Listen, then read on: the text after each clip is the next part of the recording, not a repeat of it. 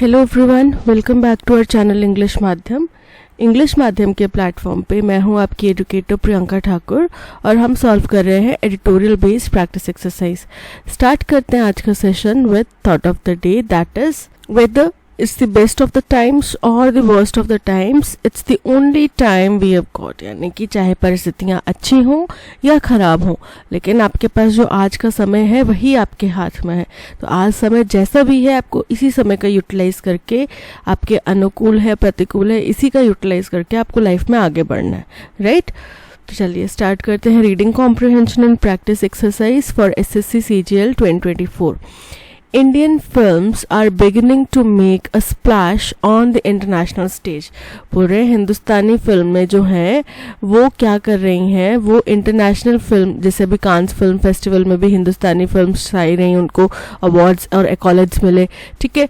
Same प्रकार से और जो इससे पहले मेट गाला हुआ था उसमें इंडियन फिल्म स्टार्स ने बहुत ज़्यादा अपनी प्रतिभा बिखेरी, अपनी छवि छोड़ी। तो वो क्यों है? क्योंकि इंडियन फिल्म्स जो हैं एक मार्क बना रही हैं, एक प्रोमिनेंट साउंड बना रही हैं, एक अच्छा निशान चिन्ह बना रही हैं, स्प्लैश बना रही हैं इंटरनेशनल स्टेज पर। The moment after Payal Kapadia scripted history by becoming the first Indian filmmaker to win the Grand Prix award at the Cannes Film Festival for All We Imagine as Light will be etched in the cinematic memory। बोल रहे हैं जिस क्षण पायल कपाड़िया ने एक ऐतिहासिक जीत दर्ज करी, क्या करके वो पहली इंडियन फिल्म मेकर बनी जिनको ग्रैंड प्री अवार्ड मिला कांस फिल्म फेस्टिवल में। उनकी मूवी का नाम है all we imagine as light. तो ये क्या है, सिनेमैटिक मेमोरी में ये छवि छप गई, ये फोटो खिंच गई, ठीक है। As the 38-year-old walk to the stage, जैसे 38 साल की महिला जो है पायल कपाड़िया स्टेज पे जा रही थी, she pulled along the 3 main women protagonist of her film. उन्होंने अपनी फिल्म की जो 3 मेन लीड एक्ट्रेस थी उनको अपने साथ ले लिया, कानी कुसरुति, दिव्या प्रभा एंड छाया कदम, ये उन 3 महिलाओं के नाम है। And the 4 posing with the prize has become the shot of the 77th edition of the festival. और चारों जने जो हैं अपने प्राइज के साथ में पोज दे रहे थे, वो 77th एडिशन का जो मेन कुछ होते हैं ना कि ये बेस्ट शॉट्स थे, ये मेन वहाँ की छवि थी, उसका हिस्सा बन गए। डेफिनेटली फॉर इंडियंस, जाहिर सी बात है दुनिया के लिए नहीं पर हिंदुस्तानी के लिए, क्योंकि कई लोगों ने वहाँ पे अवार्ड्स बहुत बार जीते हैं, लेकिन हम हिंदुस्तानियों के लिए ये एक फोटोग्राफिक मेमोरी में हमारी फिट हो गया। जो उनकी जो एक अवार्ड लेते हुए जो फोटो है वो हमारे लिए एक बहुत बड़ी बात हो गई, ठीक है। Bagging the second highest honour after the Palme d'Or which went to American director Sean Baker's Anora.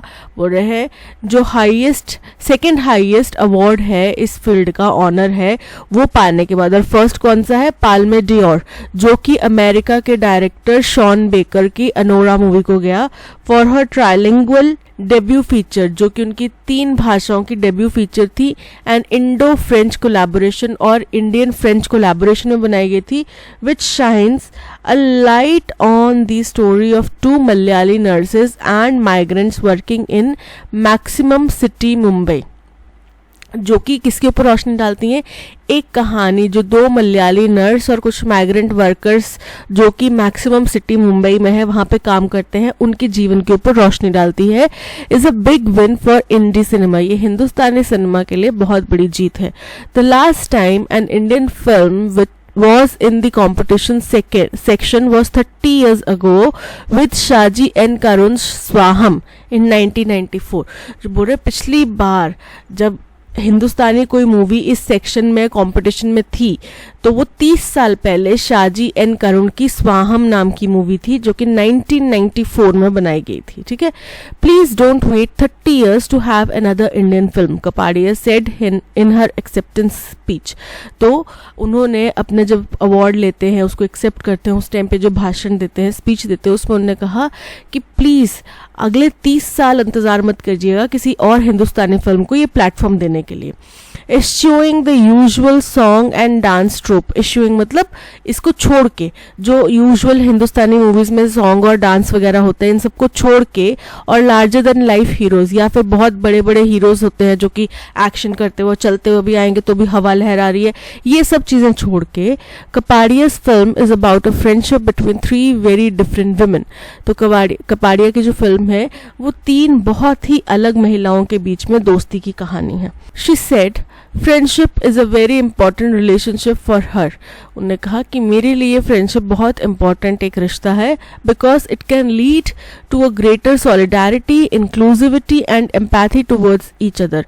क्योंकि ये आपको एक बहुत आगे की सॉलिडारिटी, एकजुटता, इंक्लूसिविटी की, सबको सम्मिलित करना है वैसा कुछ माहौल है ना, और एम्पैथी, एक दूसरे के प्रति करुणा रखना, इस चीज़ों की तरफ मतलब उच्च स्तर की ये सब चीज़ें उसमें आ जाती हैं. जैसे कि अभी आज के इस नफरत के माहौल में भी कई दोस्त ऐसे होंगे जो अपने धर्म की, जाति की सब दीवारों से परे होके बहुत गहरे दोस्त होंगे, राइट. एक दूसरे के साथ में अनकंडीशनल दोस्ती निभा रहे होंगे. उनको नहीं फर्क पड़ता कि अगला बंदा कौन से धर्म से है, कौन सी जाति से है. जबकि हिंदुस्तान का जो हमारा सोसाइटी है वो जाति से बनी हुई है, वो धर्म से बनी हुई है, राइट. बट स्टिल कई लोग इन सब चीज़ों को भुला के बहुत अच्छे से अपनी दोस्ती निभा रहे हैं, राइट. तो बोल रहे हैं कि उन्होंने बोला कि फ्रेंडशिप जो है मेरे लिए बहुत इंपॉर्टेंट है, क्योंकि ये इस तरीके की इंक्लूसिविटी, सॉलिडारिटी, एम्पैथी हम सबके अंदर लाती है. These are the values we should all be striving for. और यही जो है मॉरल्स होने चाहिए, मॉरल वैल्यूज होने चाहिए जिनके प्रति हमें काम करना चाहिए, जो हमें अपने जीवन में अर्जित करने चाहिए. The other important takeaway is Kapadia's remark that it takes a village to make a film. और एक और जो महत्वपूर्ण बात उन्होंने कही वो ये जो उनका रिमार्क था कि भाई एक पूरा गांव लगता है एक फिल्म बनाने के लिए, यानी कि बहुत ज़्यादा कास्ट एंड क्रू की ज़रूरत होती है एक फिल्म बनाने के लिए, ठीक है. Thanking her cast and crew, Kapadia talked about the Indian filmmaking ecosystem. अपने कास्ट और क्रू के थैंक करते टाइम कपाड़िया ने हिंदुस्तान में जो फिल्म मेकिंग का पूरा ढांचा है, संरचना है, उसके बारे में बात करी. There are interesting films being made in India, कि हिंदुस्तान में बहुत अच्छी बहुत बेहतरीन फिल्में बनाई जा रही है. And I am only a product of that. और मैं उसी का उपज हूँ, उसी अच्छी फिल्म मेकिंग की मैं एक संरचना हूँ. She also rooted for the Film and Television Institute of India, with which she had a run-in 2015, where she said she watched world cinema.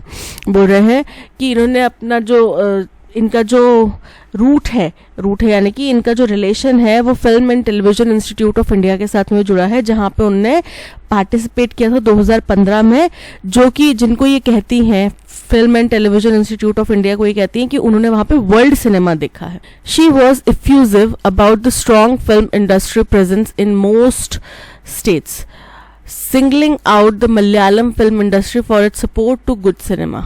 उन्होंने धन्यवाद दिया ज़्यादातर फिल्म इंडस्ट्रीज़ का कि भाई शुक्र है कि सभी स्टेट्स में अपनी तरह की फिल्म इंडस्ट्री है, और उन्होंने मलयालम फिल्म इंडस्ट्री को ख़ास तौर पे धन्यवाद दिया कि भाई उन्होंने अच्छे सिनेमा को हमेशा सपोर्ट करा है. India clearly made a splash at Cannes this year. जाहिर तौर पे कांस में इस साल हिंदुस्तान ने अपनी छाप छोड़ी है, with Kolkata's Anasuya Sengupta winning the best actress in the Un Certain Regard section for her turn in Konstantin Bojanov's the Shameless. एक कोई फिल्म मेकर होंगे कॉन्स्टेंटिन बोजानोव, उनकी फिल्म थी द शेमलेस. उसमें अनुसूया सेनगुप्ता जो कि कोलकाता की रहने वाली है, उनको बेस्ट एक्ट्रेस का अवार्ड मिला और कैटेगरी थी अनसर्टेन रिगार्ड, ये कैटेगरी थी. British Indian filmmaker Karan Kandhari Sister Midnight in the Parallel Directors Fortnight Selection. फिर एक Parallel Directors Fortnight Selection हुआ, उसका अवार्ड मिला. उसमें ब्रिटिश इंडियन फिल्म मेकर हैं करण कंधारी, उनकी सिस्टर मिडनाइट नाम की फिल्म को अवार्ड मिला. FTII student Chidananda S. Naik shot sunflower were the first ones to know. बोल रहे हैं FTII के एक स्टूडेंट है चिदानंदा एस नायक, उनकी एक शॉर्ट फिल्म है जिसका नाम है sunflowers were the first one to know, इसको winning the top prize in the official last Cinef section. इन्होंने फर्स्ट प्राइज जीता लास्ट शनेफ सेक्शन में Cannes competition for film school students, जो कि किसके लिए होता है, कांस का एक कंपटीशन होता है फिल्म स्कूल्स के स्टूडेंट्स के लिए। Cannes classics releasing a remastered Manthan Shyam Benegal's 1976 film and so forth. बोल रहे हैं कांस क्लासिक्स जिसमें कि रिमास्टर की एक फिल्म थी श्याम बेनेगल की 1976 में जो रिलीज हुई थी जिसका नाम था मंथन, उसको रिमास्टर किया गया, यानी कि उसकी साउंड क्वालिटी वगैरह इंप्रूव की गई है ना, उसके कुछ ग्राफिक्स वगैरह, उसको कांस क्लासिक में रिलीज किया गया। और इसके अलावा और कुछ चीज़ें थी जो हुई वहाँ पे। For Kapadia this was her third outing in Cannes, Kapadia तीसरी बार कांस गई हैं। She had won the best documentary prize in 2021, उनको 2021 में भी बेस्ट डॉक्यूमेंट्री का प्राइज मिला है with the grand prix prize just 3 years later, और उसके जस्ट 3 साल बाद उनको ग्रैंड प्री प्राइज मिला है। Kapadia will inspire young independent film makers to tell their stories. तो इससे क्या होगा, जो यंग और युवा और बिना किसी गॉडफादर के जो फिल्म मेकर्स हैं उनको अपनी स्टोरीज कहने के लिए इंस्पिरेशन मिलेगा and hopefully get the banking they deserve, और शायद उनको भी जो प्रोत्साहन चाहिए, जो फाइनेंशियल सपोर्ट चाहिए वो मिल पाएगा कपाड़िया को देखते हुए कि भाई एक इंडिपेंडेंट फिल्म मेकर ने इतना अच्छा कर लिया तो हम ऐसे लोगों को मौका देते हैं, तो हो सकता है कि उनको और ज़्यादा ऐसे लोग उभर कर आए। तो ये था पैसेज में हमने हिंदुस्तान ने जो कांस फिल्म फेस्टिवल में अपना जलवा बिखेरा है उसके बारे में चर्चा की जा रही थी, ठीक है, कि किस तरीके से इंडियन सिनेमा ने अपनी छाप छोड़ने की कोशिश की है और बहुत बेहतरीन इसमें कार्य भी किया है। चलिए चलते हैं क्वेश्चन नंबर 1 की तरफ। टोन ऑफ द पैसेज, जाहिर सी बात है प्रशंसा कर रहे हैं, सेलिब्रेट कर रहे हैं, तो टोन कैसी है, सेलिब्रेटरी, क्योंकि हिंदुस्तानी फिल्म्स को काफ़ी सारी अचीवमेंट मिली हैं कांस फिल्म फेस्टिवल में। सो option A is correct. Critical नहीं है, न्यूट्रल नहीं है, पेसिमिस्टिक नहीं है। What is the main theme of the passage? Passage की मेन थीम क्या है? The success of indie cinema in at International Film Festival, correct है। The challenges faced by Indian filmmakers in gaining international recognition, तो देखो यहाँ पे हमने challenges के बारे में बात नहीं करी अभी, ठीक है, हमने केवल उनकी सक्सेस जो मिली उसके ऊपर चर्चा करी, कहीं पे भी जिक्र नहीं आया ना तो कपाड़िया को किस तरीके से के चैलेंजेस फेस करने पड़े या किसी और को कोई किस तरीके के चैलेंजेस फेस करने पड़े, हमने कुछ नहीं चर्चा करी, सो इनकरेक्ट है। The history of Indian films and Cannes, इसके बारे में भी चर्चा नहीं करी। एक लाइन जरूर है कि 30 साल पहले एक इंडियन फिल्म इस कैटेगरी में नॉमिनेट हुई थी। The future of film and television institute, इसके बारे में केवल एक लास्ट में लाइन है कि भाई एक तो जो FTII के स्टूडेंट हैं वो जीते हैं, ठीक है, और इनका कपाड़िया का भी एक लिंक है FTII के साथ में, बस that's it. So option A, the success of indie cinema at international film festivals. Based on the passage, which of the following events occurred first? Passage के अनुसार कौन सी चीजें पहले हुई? पायल Kapadia received the Grand Prix award at the Cannes Film Festival. The last time an Indian film was in the competition section was 30 years ago. Sean Baker won the Palme d'Or for his film Anora. Payal Kapadia walked to the stage with the main women protagonists of her film. अब देखो सबसे पहले तो 30 साल पहले हुआ होगा कुछ, ठीक है, तो सबसे फर्स्ट चीज़ क्या हुई थी कांस फिल्म फेस्टिवल में? 30 साल पहले हम एक नॉमिनेशन में थे। उसके बाद में इस साल क्या हुआ, पायल कपाड़िया को ग्रैंड प्री नॉमिनेट जीता। जब जीता तभी वो अपने को जो उसमें लीड्स थी, हीरोइनें थी, उनको लेकर गई स्टेज पे, तो ये दोनों चीज़ें लिंक्ड हैं। और शॉन बेकर ने जीता, वो इसी इवेंट में जीता ना, तो सबसे पहले ही क्या घटना हुई थी कि 30 साल पहले हमें एक नॉमिनेशन मिला था। So option B is correct. What can be inferred about Payal Kapadia's film based on her acceptance speech and passage? पायल कपाड़िया के acceptance speech और passage के संदर्भ में हम पायल कपाड़िया की फिल्म के बारे में क्या कह सकते हैं? तो पायल कपाड़िया की फिल्म जो है वो लार्जर देन लाइफ हीरोज को पीछे छोड़ के, डांस वगैरह को पीछे छोड़ के दोस्ती के ऊपर बेस्ड है। उसने फ्रेंडशिप कितनी इंपॉर्टेंट है, किस तरीके से वो हमें डेवलप करने के लिए ज़रूरी है, उसके बारे में बताया है, right. The film focuses on larger than life heroes, incorrect है, इस सबको तो उन्होंने पीछे छोड़ा ना। The film highlights the personal and professional challenges of Malayali nurses and migrants in Mumbai, तो इसके बारे में नहीं बोला गया। इनके बीच में जो फ्रेंडशिप थी उसके बारे में बोला गया. The film primarily showcases the cultural heritage and traditional values of Kerala. Incorrect है. The film emphasizes the importance of friendship and solidarity among women from different backgrounds. Option D is correct. What does Kapadia's remark that it takes a village to make a film suggest about filmmaking process in India? क्या समझ में आता है इस जो उन्होंने ये कथन कहा कि भाई एक गांव की ज़रूरत होती है, कि भाई वो कहना चाह रहे थे कि बहुत ज़्यादा लोगों की ज़रूरत होती है फिल्म मेकिंग को अच्छा बनाने के लिए, बहुत ज़्यादा लोग चाहिए होते हैं, ठीक है, और बहुत लोगों का मेहनत होती है इसमें. Filmmaking in India is a collaborative effort involving multiple individual and entities, reflecting a robust support system for filmmakers. बिल्कुल करेक्ट है कि बहुत सारे लोगों की, बहुत सारे ऑर्गेनाइजेशंस की ज़रूरत होती है. प्रोड्यूसर्स लगते हैं, डायरेक्टर्स लगते हैं, एक्टर्स लगते हैं, स्पॉट बॉयज़ लगते हैं, कास्ट एंड क्रू, बाकी जो सपोर्टिंग एक्टर्स होते हैं, हर किसी का रोल होता है. तो एक फिल्म को सफल बनाने में अगर मान लो कि जो सपोर्टिंग एक्टर्स है उनमें से किसी ने एक ने ढीली ढाली एक्टिंग करी, अच्छी नहीं करी, तो क्या वो फिल्म वो जस्टिफाई कर पाएगी? नहीं ना. So option A is correct. Synonym बताना है हमें जेनियल का. जेनियल का मतलब होता है मिलनसार, friendly.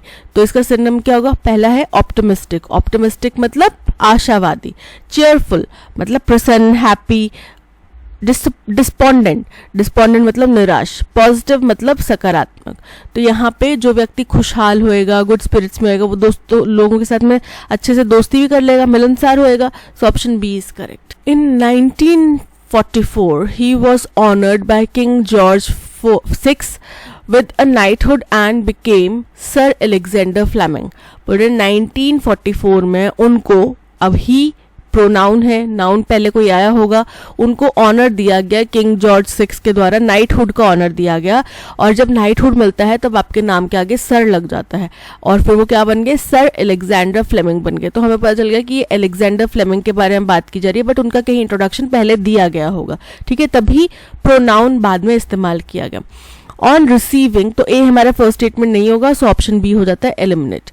On receiving this great honour, तो ग्रेट ऑनर तो उनको 1944 में मिला, यानी कि बी भी फर्स्ट स्टेटमेंट नहीं होगा, ये एलिमिनेट हो जाएगा, क्योंकि ऑनर मिला वही उनको, उसी के बारे में बता रहे हैं ना कि ये बड़ा ऑनर मिलने के बाद में Fleming said in his usual modest way, उन्होंने अपनी वही मजाकिया खुशमिजाज सी वे में कहा, वेर एवर आई गो, मैं जहां भी जाता हूँ, people thank me for saving their lifes, लोग मेरा शुक्रिया अदा करते हैं कि मैंने उनकी जान बचाए. आई डिडंट डू एनीथिंग, मैंने तो कुछ नहीं किया. I just found a remedy that was there, मैंने बस एक उपचार खोजा जो ऑलरेडी मौजूद था. Fleming became famous overnight and was regarded as one of the most distinguished scientists of his time. Fleming जो है रातों रात फेमस हो गए और उनको अपने समय का सबसे बेहतरीन साइंटिस्ट माना गया. The next year, he and his fellow bacteriologists, whose combined efforts had led to the great discovery, were honored with the joint Nobel Prize. फिर उसके अगले साल वो और उनके जो साथी बैक्टीरियोलॉजिस्ट थे जिन्होंने इतनी महान डिस्कवरी करी, तो उनको नोबेल प्राइज मिला गया, जॉइंट रूप से नोबेल प्राइज दिया गया, ठीक है. तो देखो फ्लेमिंग जो है, इनका इंट्रोडक्शन यहाँ पे किया गया कि फ्लेमिंग जो है वो बहुत फेमस हो गए थे रातों रात, क्यों? उतने समय के बेहतरीन साइंटिस्ट. तो हमें पता चल गया कि वो एक साइंटिस्ट थे, ठीक है. उनको 1944 में किंग जॉर्ज द्वारा नाइटहुड का अवार्ड मिला, ये हो गया सेकेंड पॉइंट. फिर थर्ड पॉइंट होगा कि उसके अगले साल उनको क्या मिला? नोबेल प्राइज मिला, ये हो गया थर्ड पॉइंट. और इतना बड़ा ऑनर पाके उन्होंने कहा मॉडेस्ट वे में कि जहां भी मैं जाता हूँ लोग मुझसे कहते हैं कि आपने हमें बचा लिया, बट मैंने कुछ नहीं किया, मैंने ऑलरेडी जो मौजूद था वही उपचार जो लोगों के सामने लेकर आया, ठीक है. तो अरेंजमेंट क्या बन रहा है? C A D B, C A D B, option C is correct. Absorbed का हमें सिनोनिम बताना है. एब्जॉर्ब्ड का मतलब होता है पूरी तरीके से मंत्रमुग्ध हो जाना, ध्यान में हो जाना, फोकस्ड हो जाना, ठीक है, किसी चीज में डूब जाना, ठीक है. तो he is totally absorbed in the book, the current book he is reading, यानी कि वो पूरी तरीके से डूबा हुआ है उस बुक में जो वो अभी पढ़ रहा है. तो सिनोनिम क्या हो जाएगा? सबसे पहले प्रीऑक्यूपाइड, मतलब पूरी तरीके से एब्जॉर्ब्ड, पूरी तरीके से इन्वॉल्व, तो प्रीऑक्यूपाइड. सोक्ड, सोक्ड मतलब डूबा हुआ, भीगा हुआ. रिस्टोर्ड, रिस्टोर्ड मतलब जिसको दोबारा से रिन्यू किया गया हो. रिप्लेस, जिसको एक जगह से दूसरी जगह विस्थापित कर दिया हो. तो यहाँ पे option A preoccupied is correct. Incorrectly spelled word हमें बताना है। सबसे पहले है ट्रेबल। ट्रेबल का मतलब क्या होता है, जो एक हारमोनियम का म्यूजिक होता है, सुर में म्यूजिक होता है, उसका जो हाईएस्ट नोट होता है ना उसको बोलते हैं ट्रेबल। नॉजल, नॉजल जो होता है, नल होता है ना जिसपे अलग अलग तरीके की फिटिंग हो सकती है, प्रेशर अलग अलग करते हैं, हम बोलते हैं टैप का नॉजल जो है वो चेंज कर दो या टैप का नॉजल घुमा दो, वो होता है नॉजल। ऑलमोस्ट, लगभग, ऑलमोस्ट की स्पेलिंग इनकरेक्ट है, ALMOST, ऑलमोस्ट, ठीक है। तो ऑप्शन सी इज करेक्ट क्योंकि इसके spelling are incorrect, right. Moisture, moisture मतलब नमी। अब यहाँ पे गेट और गेट दो होमोनिम्स दिए हैं, हमें वो स्टेटमेंट ढूंढना है जिसमें दोनों के मीनिंग्स करेक्ट बताएं। तो सबसे पहले ये गेट क्या होता है, GATE, गेट, जो दरवाज़ा होता है किसी भी चीज़ का, चाहे हमारे घरों के गेट्स हो गए या फिर किसी चीज़ का ढक्कन हो गया, वो भी गेट ही होता है, ठीक है। लिड भी बोल सकते हैं, गेट भी बोल सकते हैं, बट बेसिकली वो एक ओपनिंग और क्लोजिंग होता है जिससे चीज़ें अंदर जा सकती हैं, बाहर आ सकती हैं, राइट। तो और ये गेट मतलब होता है किसी का चाल, किस तरीके के वो चलता है, उसकी चाल कैसी है, राइट। तो गेट मीन्स टू अचीव और रिसीव, कुछ पाना और कुछ खोना। कुछ पाना और कुछ खोना मीन्स गेट नहीं होता। Gait means a person's manner of walking. तो ये वाला गेट तो करेक्ट है बट ये वाला गेट इनकरेक्ट है। Gate means a hinged barrier used to close an opening in a wall, fence or hedge, and gait means a person's manner of walking. बिल्कुल correct है, option B is correct. Hinges लगे होते हैं gate में, यहाँ पे corners लगे होते हैं, ठीक है। इसी के ऊपर बेसिस पे वो रोटेट होता है, या तो इस तरफ जाएगा या इस तरफ आएगा, right. So option B is correct. इस स्टेटमेंट को कुछ पार्ट्स में डिवाइड किया है, ठीक है। जिस पार्ट में एरर है हमें वो फाइंड आउट करना है। She was waiting for a opportunity to start her own business. Opportunity, O की साउंड आ रही है, AEIOU, राइट, वॉवल साउंड आ रही है, तो साथ में क्या आएगा, ए की बजाय एन अपॉर्चुनिटी, की वो एक अपॉर्चुनिटी का वेट कर रही थी अपने बिजनेस को स्टार्ट करने के लिए। सो फॉर एन अपॉर्चुनिटी, ना कि a opportunity. The players distributed the reward between themselves. Players हैं, बहुत सारे प्लेयर्स हैं, अगर तो दो होते, ठीक है, तब हम इस्तेमाल करते हैं बिटवीन, लेकिन जब दो से ज्यादा है तब इस्तेमाल होता है अमंग। ये हम पहले भी कर चुके हैं कि जब दो व्यक्ति होंगे उनके बीच में कुछ चीज बांटने की बात होगी तो बिटवीन होगा, लेकिन जब दो से ज्यादा होंगे तब उनके बीच में अगर कोई चीज बांटने की बात होगी तो अमंग इस्तेमाल आएगा। तो the players distributed the reward among themselves. So यहाँ पे option B among themselves is correct. Parajumble का क्वेश्चन है, it was the night before the day fixed for his coronation. अब इट यानी कि वो रात थी, ठीक है, उसकी जो कॉरोनेशन फिक्स हुआ था उससे एक रात पहले की बात है। कॉरोनेशन मतलब ताजपोशी। And the young king was sitting alone in his beautiful chamber. और जो युवा राजा था वो अपने ब्यूटिफुल चेम्बर में, अपने ब्यूटिफुल कक्ष में अकेला बैठा हुआ था। And Indeed it was the hunters who had found him. और जाहिर तौर पे वो हंटर्स ही थे जिन्होंने उसको ढूंढ लिया था। Coming upon him almost by chance as bare limbed and pipe in hand. बोल रहे हैं कि वो उसके पास बाय चांस ही पहुंच गए थे और निहत्थे थे। बेयर लिम्ड मतलब उनके हाथ, बेयर मतलब नंगे, ठीक है। तो यहाँ पे या तो उनके हाथ पैर ढके हुए नहीं थे या फिर वो खाली हाथ थे और उनके हाथ में पाइप थी। He was following the flock of the poor goat herd who had brought him up. बोल रहे हैं वो गरीब जो बेचारी गोट का झुंड था उनको फॉलो करते हुए वहां पे पहुंचा था जिन्होंने उसको वहां पे लाया था। And whose son he had always fancied himself to be. और वो हमेशा से अपने आप को उन भेड़ों का ही बच्चा समझता था। The lad for he was only a lad. छोटा सा बच्चा, क्योंकि वो छोटा सा बच्चा ही था। Being but 16 years of age, क्योंकि वो केवल 16 साल का था। Was not sorry at their departure, वो उनके जाने पर बिल्कुल भी दुखी नहीं हुआ। And had flung himself back with a deep sigh of relief on the soft cushions of his embroidered couch. वो बोलते जैसे वो गए वो अपने पीछे जैसे लेट गया और अपने काउच के ऊपर, एम्ब्रॉयडर्ड कुशंस थे उसके ऊपर, काउच के ऊपर, और उसकी वजह से चैन की सांस ली। लेइंग देयर, वहां पे पड़े पड़े, wild eyed and open mouth, उसका मुंह एकदम खुला हुआ था, आंखें एकदम बड़ी बड़ी होके वो देख रहा था।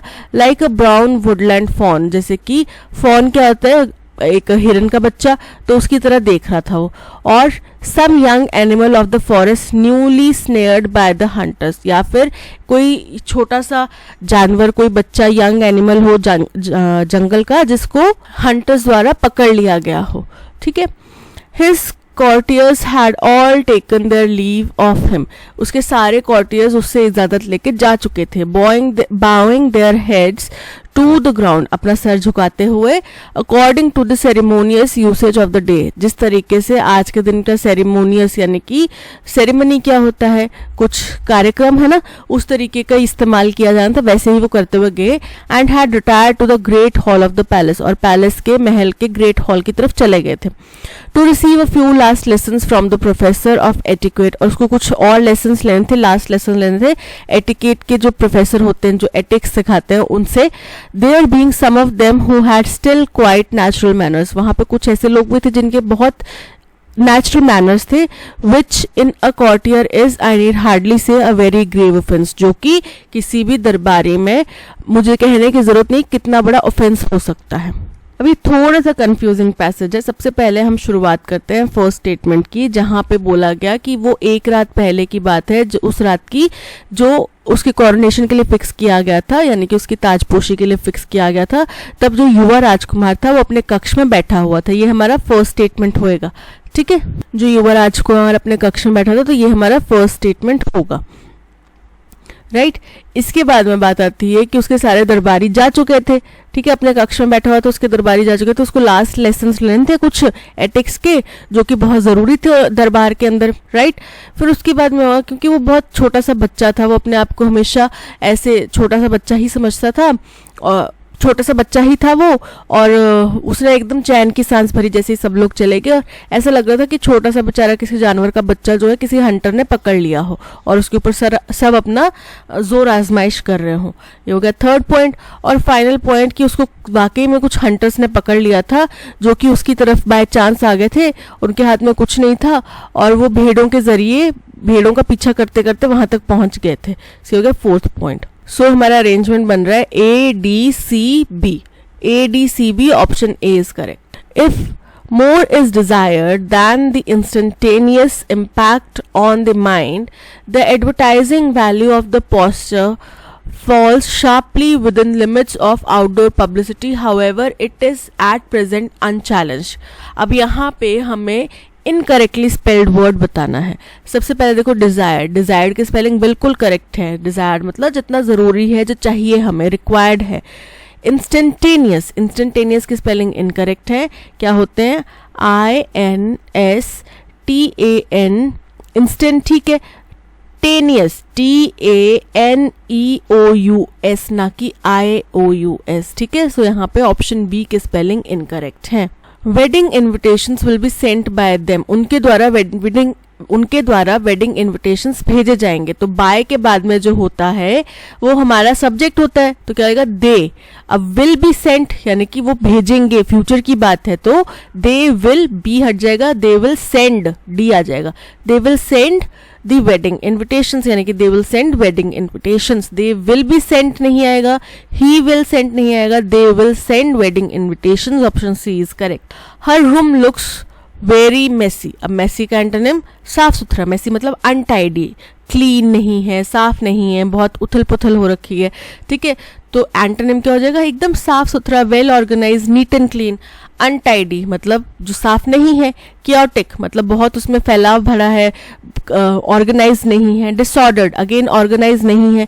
ऑर्गेनाइज साफ सुथरा, well organise. So option D is correct. A perfect storm, perfect storm का मतलब होता है बहुत ही खराब, जितना पॉसिबल हो सके उतनी खराब स्थिति, ठीक है। Pretty good judgement, incorrect. Healing from trauma, no. The worst possible situation, option C is correct. Bad blood, bad blood का मतलब होता है कट्टर दुश्मनी, ठीक है, तो अब इसका करेक्ट मीनिंग बताता हुआ स्टेटमेंट कौन सा होगा? She is so scared of cockroaches that she fainted when she saw them crawling near her foot. तो यहाँ पे उनकी दुश्मनी थोड़ी है, उसकी कॉकरोचेस से दुश्मनी थोड़ी है, बट वो डरती है कॉकरोचेस से, तो यहाँ पे दुश्मनी नहीं है। The doctor dropped the bad news to Ravi as he was suffering from serious disease. अब डॉक्टर को क्या रवि से दुश्मनी है इसलिए उसने बैड न्यूज बताई होगी उसको? नहीं ना, तो ये भी इनकरेक्ट है। The gangster had some bitter relation with a local activist. तो लोकल एक्टिविस्ट के साथ में उस गैंगस्टर की कट्टर दुश्मनी थी, ठीक है, तो इसलिए उसने उसको वार्न किया कि भाई तुम मेरे काम से दूर रहो, मेरे मसले से दूर रहो। So they had some bad blood. Option C is correct. After my first visit to Boston, I spent almost every winter in the north. मेरी पहली विजिट जब मैं बॉस्टन गया उसके बाद से मैं हर विंटर में नॉर्थ में ही जाता था। Once I went on a visit to a New England village. एक बार मैं न्यू इंग्लैंड के एक विलेज में गया था with its frozen lakes and vast snowfields. अब vast मतलब बहुत ज़्यादा, इसका सिनोनिम क्या होगा? बहुत बड़ी बड़ी, राइट? बहुत, फर्स्ट है मिनिमल, मिनिमल मतलब कम से कम, शैलो मतलब जो उथली होती हैं, ज़्यादा गहरी नहीं होंगी, एक्सटेंसिव, एक्सटेंसिव मतलब बहुत बड़ी, और सॉलिड मतलब ठोस। तो यहाँ पे वास्ट मतलब भी बड़ा है और एक्सटेंसिव मतलब भी बड़ा है, so option C is correct. Hardly we had boarded the train when it started to move. Hardly के साथ में जो स्टेटमेंट यूज होता है वो इन्वर्शन फॉर्म में होता है। So hardly had we boarded the train when it started to move, right? So क्या आएगा? विल वी नहीं आएगा, वी आर बॉर्डर्ड नहीं आएगा, इज वी नहीं आएगा, had we. Option D is correct. The basic elements of computers that dash our world are explained in an interactive manner. बोल रहे हैं जो बेसिक एलिमेंट्स होते हैं, एलिमेंट्स मतलब उसके घटक जो होते हैं कंप्यूटर के, जो कि अब क्या कुछ करते हैं वो हमारे वर्ल्ड को, ठीक है, are explained in an interactive, वो इंटरैक्टिव मैनर में बताए गए हैं। इंटरैक्टिव मतलब जैसे कि वीडियो फॉर्म में बताए गए हैं, आपसे कुछ सवाल कर रहे हैं, फिर आप उसका जवाब दे रहे हैं, फिर आपको उससे याद हो जा रहा है, तो इस तरीके से बताए गए। The book has a dash approach of colourful and creative picture based activities. तो बुक की एक नई अप्रोच हो सकती है, इंटरैक्टिव अप्रोच हो सकती है कि उसमें कलरफुल और क्रिएटिव पिक्चर बेस्ड एक्टिविटीज़ बताई गई हैं। The puzzles, activities and mazes dash the students to develop critical thinking. तो वो उनको प्रेरित कर सकते हैं, जो पजल्स हैं, जो उसमें एक्टिविटीज़ हैं, जो मेजेस बनाए गए हैं, वो बच्चों को प्रोत्साहित कर सकते हैं कि वो उनकी क्रिटिकल थिंकिंग, लॉजिकल थिंकिंग और मोटर स्किल्स जो हैं वो डेवलप हों। After every lesson dash exercises are incorporated. हर एक लेसन के बाद अ फ्यू एक्सरसाइजेस हो सकता है, सम एक्सरसाइजेस हो सकता है कि वहाँ पे कुछ एक्सरसाइजेस डाली गई हैं। To dash the conceptual understanding of the student, to enhance हो सकता है कि उनकी बढ़ाने के लिए, कंसेप्चुअल अंडरस्टैंडिंग को बढ़ाने के लिए डाली गई हैं, टेस्ट करने के लिए डाली गई हैं, चेक करने के लिए डाली गई हैं। चलिए देखते हैं। The basic elements of computers that dash our world are explained in an interactive manner. Empower, empower मतलब उसको ताकत देना, उसको प्रोत्साहित करना, ठीक है। नेगेट मतलब माइनस कर देना, बिल्कुल शून्य कर देना। एम्पावर्स, एम्पावर्स और एम्पावर सेम ही है। अब क्योंकि बेसिक एलिमेंट्स की बात की गई है तो यहाँ पे एम्पावर का इस्तेमाल होगा, right. Negates, again negate negate same है, यहाँ पे option A empower is correct. The book has a dash approach of colorful and creative picture based activities. Difficult, कि कलरफुल और क्रिएटिव पिक्चर बेस्ड एक्टिविटीज की वजह से वो डिफिकल्ट हो जाती है। डिफिकल्ट नहीं होती, इंटरैक्टिव हो सकती है, नई हो सकती है, न्यू हो सकती है, कॉम्प्लेक्स भी नहीं होगी। ट्रिवियल मतलब तुच्छ, यूनिक मतलब बहुत ही अद्भुत, अनूठी, तो यहाँ पे अनूठी टेक्निक है, so option D is correct.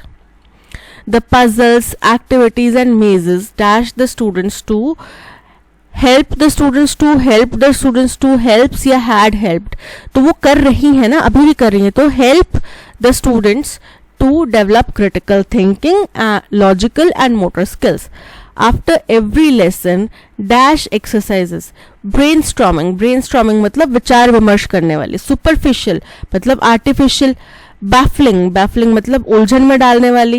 Irrational यानी कि अतर्क संगत, तो यहाँ पे ब्रेनस्टॉर्मिंग एक्टिविटीज होंगी ना, so option A brainstorming exercises are incorporated. To dash the conceptual understanding of the students. Evolving नहीं होगा, इवॉल्व करने के लिए हो रही है ना, so option D evolve, to evolve the conceptual understanding of the students. Evolve मतलब उसको डेवलप करना, ठीक है, so option D is correct. That's all, आज के सेशन में इतना ही। Thank you so much for watching. अगर कंटेंट पसंद आया हो तो लाइक, शेयर और सब्सक्राइब जरूर कीजिएगा। मिलते हैं नेक्स्ट सेशन में। Till then keep learning and keep practising. Bye bye.